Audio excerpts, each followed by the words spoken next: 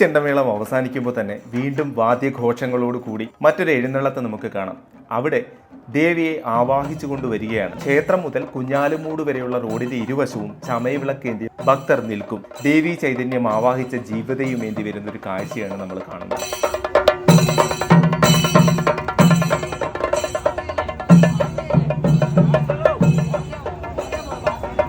എഴുന്നള്ളത്ത് കുഞ്ഞാലുമൂട്ടിലെത്തി ഉറഞ്ഞു തുള്ളി വിളക്ക് കണ്ട അനുഗ്രഹ വർഷം ചൊരിയും. വാദ്യമേളങ്ങളുടെ അകമ്പടിയിൽ വെളിച്ചപ്പാട് തുള്ളുന്നുണ്ട്. ദേവിയുടെ ചൈതന്യം ആവാഹിച്ച ജീവതയും കുടയും ഉടവാളുമായി ശേഷം പുലർച്ചെ 5:30 ക്ഷേത്ര തീർത്ഥക്കുളത്തിൽ ആറാട്ടം നടത്തി കുരുത്തോലപ്പന്തലിൽ ദേവി ഇരിക്കും. ആദ്യ ദിനത്തിലെ ചമയവിളക്ക് ഉത്സവം സമാപിക്കും. പിറ്റേ ദിവസവും ഇതേ ചടങ്ങുകൾ തന്നെ നടക്കും. 2 ദിവസം ഒരേ ചടങ്ങുകൾ നടക്കുന്നു എന്നൊരു പ്രത്യേകത കൂടി കൊറ്റംകുളങ്ങര ചമയവിളക്ക് ഉത്സവത്തിനുണ്ട്. ക്ഷേത്ര ഐതിഹ്യവുമായി ബന്ധപ്പെട്ട കുരുത്തോലപ്പന്തൽ ചമയവിളക്ക് ഉത്സവത്തിലെ ഏറ്റവും മനോഹരമായൊരു കാഴ്ചയാണ്. ഉത്സവകാലത്തെ താൽക്കാലികമായി നിർമ്മിക്കുന്ന ഒരു ശ്രീകോവിലാണിത്. 2 കരക്കാർ വീതം ഒന്നിച്ചു ചേർന്ന് ക്ഷേത്ര മൈതാനത്തിൻ്റെ തെക്കും വടക്കുമായി 2 കുരുത്തോലപ്പന്തലുകൾ അണിയിച്ചൊരുക്കും. മണ്ണിൽ സ്പർശിക്കാതെ മുറിച്ചെടുക്കുന്ന കമുക്, വാഴ, കുരുത്തോല എന്നിവയാണ് കുരുത്തോലപ്പന്തൽ നിർമ്മാണത്തിന് ഉപയോഗിക്കുന്നത്. കയറോ ആണിയോ ഉപയോഗിക്കാതെ പ്രത്യേക കണക്കിൽ തയ്യാറാക്കുന്ന കുരുത്തോലപ്പന്തലിൻ്റെ നിർമ്മിതി അവിടുത്തെ പ്രത്യേക സമുദായങ്ങൾക്ക് അവകാശപ്പെട്ടതാണ്.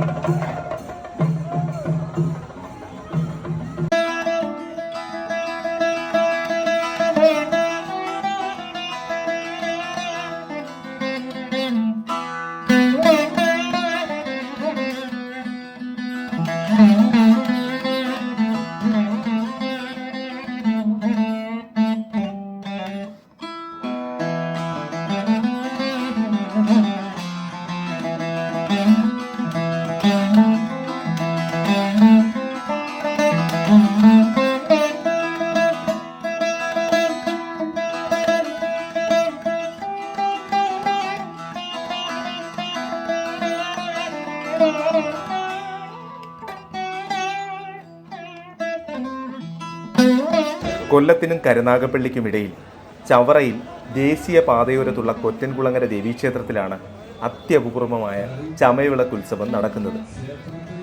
വർഷം തോറും എല്ലാ മലയാള മാസം മീനം 10-നും 11-നും നടക്കുന്ന ചമയവിളക്ക് ലിംഗസമത്വത്തിൻ്റെ പൗരാണികമായ ഹൈന്ദവ മാതൃക കൂടിയാണ്.